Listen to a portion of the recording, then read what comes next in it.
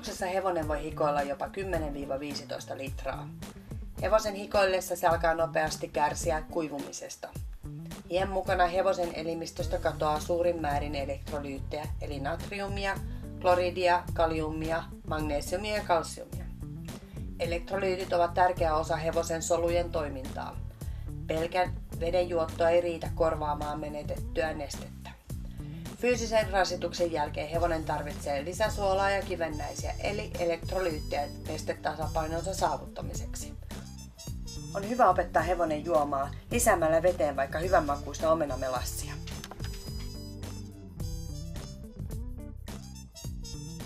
Tervetuloa Black Horsen ihanien reseptien pariin. Tänään ensimmäisessä jaksossa me valmistetaan Pepen palautusjuoma.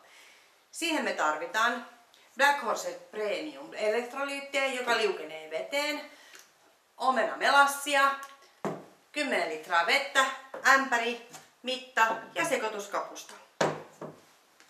Mitataan ämpäriin 30 grammaa vesiliukosta elektrolyyttiä. Yksi mitta on semmoinen 10 grammaa, eli 1, 2 ja 3.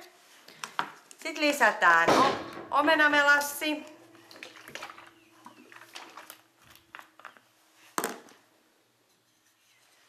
Kaksi desiä.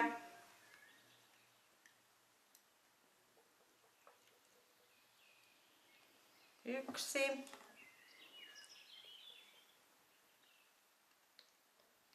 Ja 2. Ja sitten lisätään vesi.